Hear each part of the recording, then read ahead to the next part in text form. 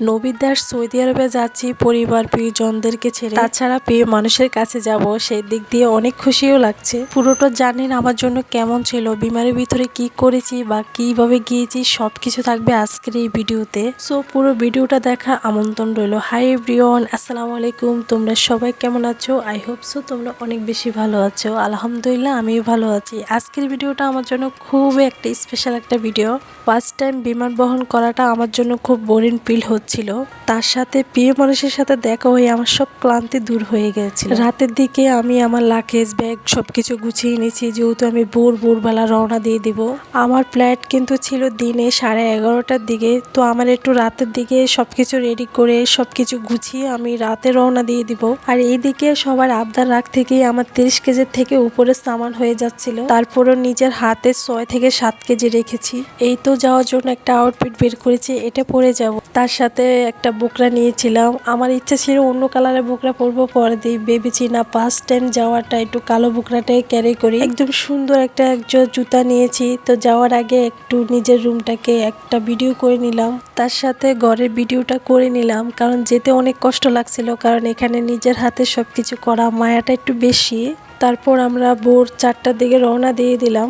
আমার সাথে আসছিল আমার ভাসুর, এমনকি আমার ছোট ভাই, তার সাথে আমার ভাসুরের ছেলে। আমরা 3 জন মিলে যাচ্ছি এয়ারপোর্টের উদ্দেশ্যে। তো এখানে গাড়ি থামিয়ে তারা একটু চা পান করে নিল। যেহেতু এটা আমার জন্য ফার্স্ট টাইম, তো একটু হাতে অনেক ঘন্টা সম করে এসেছিলাম। কখনো ভাবতে পারিনি আমি সত্যি বিদেশে যাব। ছোটবেলা বিদেশ শব্দটা আমার কাছে ছিল অনেক দূরে, অনেক বড় একটা স্বপ্নের মতো। ছবিতে দেখা রাস্তায় ভিন্ন ভাষা, ভিন্ন মানুষ, সবকিছু যেন গল্পের অংশ ছিল। এই তো আমরা এয়ারপোর্টে চলে এসেছি। এখানে দেখতেছি বাইরের দিকে র্যাপিং করতেছে, তো আমরা ওখান থেকে র্যাপিংটা করে নিলাম। ব্যাগটা র্যাপিং করতেছে। আমাদের কাছে ফার্স্ট টাইম 300 টাকা চাচ্ছিল, তখন আমরা বলছি না, করবো না, কিন্তু আমাদের না করাটাই প্ল্যান ছিল। পরে দিয়ে বলতেছেন 200 টাকা দিলে চলবে, তো আমরা ভাবছি যে না করাটাই ভালো, করে ফেলি।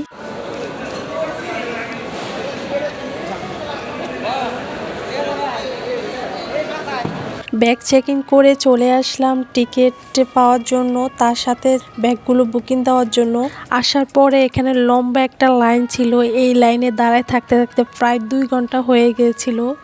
তারপর আমাদের ফ্লাইটের টাইম দিয়ে দিয়েছিল 1:30টা। অনেক বড় লাইন থাকার কারণে 11:30 বাতিল করে 1:30টা দিয়ে দিল ফ্লাইটের টাইম। এই তো বোর্ডিং পাস পেয়ে গেলাম, তার সাথে ব্যাগগুলো বুকিংয়ে দিয়ে দিলাম। মোটামুটি সব কাজ শেষ করে আমরা চলে আসলাম বিমানে, একদমই খুবই কাছাকাছি। আগে তো এই বিমানগুলো ওই দূর আকাশে একদমই ছোট ছোট দেখতাম, আর আজকে প্রথম ফার্স্ট টাইম সামনে থেকে দেখতে। এটা সত্যি এই ফিলিংসটা, অনুভূতিটা বোঝানো যাবে না। ছোটবেলা যখন বিমানের শব্দ শুনতাম তখন দৌড়ে এসে বিমান দেখার সুযোগটা নিতাম, আর আজকে এত কাছ থেকে বিমান দেখা এবং বিমানে চড়া সৌভাগ্য করে দিয়েছে আমার মহান আল্লাহ। আমার হাজবেন্ড আমাকে বিয়ে করে আমাকে রেখে চলে যাবে বিদেশে, এয়ারপোর্টে এসে। এই কথাটা শোনার পর আমি অনেক কষ্ট পেয়ে কান্নাও করে দিলাম। আর এই কষ্টটা যারা প্রবাসী বউ তারাই বলতে পারবে কি রকম লাগে। আর আজকে সেই এয়ারপোর্টে এসে এত খুশি লাগছিল, মনে হচ্ছিল যে আল্লাহ আমাকে সব সুখ একসাথে এনে দিয়েছে। আর এই স্বপ্নটা আমার ঠিক বিয়ের পর থেকে শুরু হয়েছে, যেদিন প্রথমবার আমার হাজবেন্ড আমাকে বলেছিল, বললে তো আর সবকিছু হয়ে যায় না, তাই না? কিন্তু সময়ের সাথে সাথে স্বপ্নটা ধীরে ধীরে বাস্তবের দিকে এগিয়ে শুরু করলো। এখানে এসে এত মানুষের ভিড় ছিল, অনেক কান্ট্রি লোক যাওয়ার জন্য রেডি হয়ে আছে। তার সাথে আমরা কিন্তু খেলার ভিডিও দেখি, বাংলাদেশি খেলা, অনেক জায়গার কান্ট্রির খেলা দেখি। সে জায়গায় মিলে দেখতেছি এখানে খেলোয়াড়রাও আছে।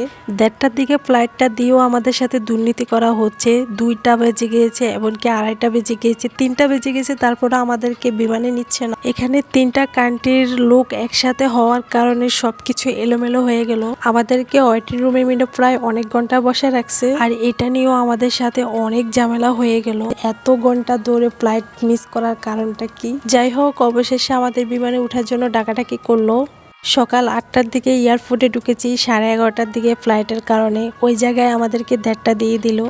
1:30টা ফ্লাইট না হওয়াতে তারপর 2টা, 3টা, 4টা, 5টার দিকে এখন বিমানে উঠে বসলাম। যাই হোক, সব কিছুর জন্য আলহামদুলিল্লাহ।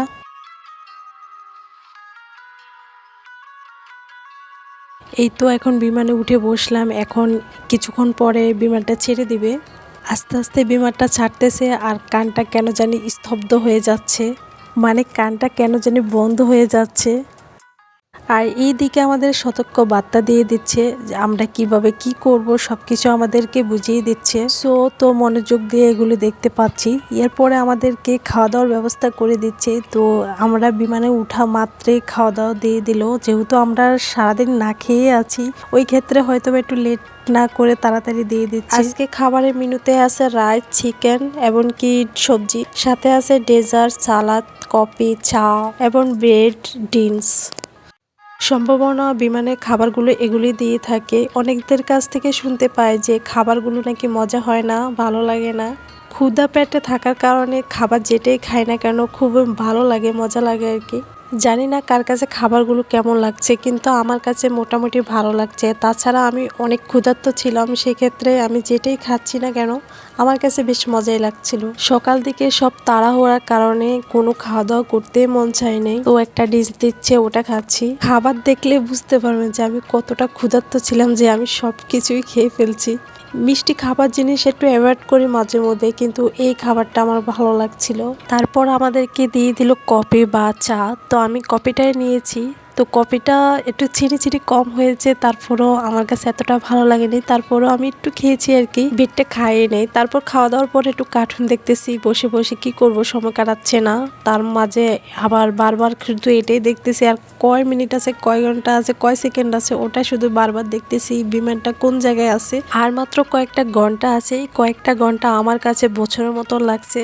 আসলে বছরের মতো লাগলো এটা কিছুই না, কারণ দিনের পরে দিন, বছরের পরে বছর আমরা প্রবাসী বোরা কাটিয়ে দিতে পারি, অপেক্ষা করে থাকি। আর একমাত্র প্রবাসীরাই পারে তাদের বউকে রানীর মতন করে রাখতে। হোক না সেটা কয়েকটা বছর অপেক্ষা করার পর, অপেক্ষার ফল যে মিষ্টি হয় সেটা শুধু প্রবাসী বউরাই ভালো করে জানে। আমাদের বিমানটা সাগরের উপরে আছে, তো আর মাত্র 2 ঘন্টা 23 মিনিট আমাদের দাম্মামে পৌঁছাতে। টাইম মতো ফ্লাইট না হওয়ার কারণে বিমান বহনটা আমার কাছে খুবই বোরিং লাগছিল।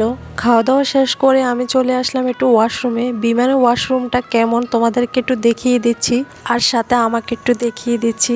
এখানে ট্যাপের মধ্যে হাত দিলে কি সুন্দর পানি বের হয়। আসলে আমি প্রপারলি ভাবে দেখাই নাই। তারপর চিটে চলে এসে বারবার আমি খালি বিমানটাই দেখতেছি কোন জায়গা আছে আর কত সময় লাগে, কারণ আমার কাছে এত খারাপ লাগতেছে। তারপর আমাদেরকে একটা জুস দিয়েছে, তার সাথে একটা চকলেট দিয়েছে, এটাও খেয়ে পেলাম। যাই হোক, আলহামদুলিল্লাহ একদম দাম্মামে পৌঁছে আসলাম। চোখে যখন এই দৃশ্যটা দেখতে পেলাম তখন মনে হয়েছিল যে ফিলিংসটা অন্যরকম। আসলে সত্যি বাংলাদেশ ছেড়ে চলে এসেছি, আমার হাজবেন্ডের কাছে আসতে পেরেছি। তারপর এখানে আমাদের নিজ নিজ ব্যাগগুলো, লাগেজগুলো বুঝিয়ে নিচ্ছি। তো প্রায় আমি আধা ঘন্টা এখানে দাঁড়িয়েছিলাম। তারপর আমারটা পেয়ে এখন আমি চলে যাব এখান থেকে বিদায় হয়ে। অবশেষে প্রিয় মানুষের সাথে দেখা হয়ে গেল। প্রিয় মানুষ তো আমার জন্য ফুল নিয়ে দাঁড়িয়েছিল। সত্যি এটা তো কখনো ভাবতে পারিনি যে সে আমার জন্য ফুল আনবে, এটা তো আমার একদমই চিন্তাতেই ছিল না। তারপর আলহামদুলিল্লাহ বলবো, কারণ আমি আল্লাহর কাছে অনেক অনেক শুকরিয়া আদায় করি যে আমি এমন একটা জায়গায় এসেছি। তো গাড়িতে উঠে বসলাম, এখান থেকে নাকি বাসায় যেতে আধা ঘন্টা লাগে আর কি। অবশেষে বাসায় চলে আসলাম। তো আসার পরে আমি ফুলটাকে ভালো করে তাকিয়েছিলাম আর মনে মনে ভাবতেছি এই মানুষ তো কখনো আমাকে একটা ফুলও দেয় নাই। তো যাই হোক আলহামদুলিল্লাহ, আর তার সাথে আমার জন্য চকলেট, এটা সেটা অনেক কিছু এনে রেখে দিয়েছে, কারণ আমি তো চকলেট অনেক বেশি পছন্দ করি, সে ভালো করে জানে। তার সাথে ফল, অনেক টাইপের ফল এখানে এনে রেখেছে। বাসাটাকে খুব সুন্দর করে সাজিয়েছে। ফার্স্ট টাইম আমি দেখেছি, আমি ভিডিওগুলোও দেখে নাই। যাই হোক মোটামুটি সবকিছুই ভালো লাগছিল। পুরো ভিডিওটা কেমন লাগছে অবশ্যই কমেন্টে জানিয়ে দিবে। ভিডিওটা ভালো লাগলে একটা লাইক, সাবস্ক্রাইব করে দিতে পারো। এ পর্যন্ত ব্লগ, তোমরা ভালো থেকো, আল্লাহ হাফিজ।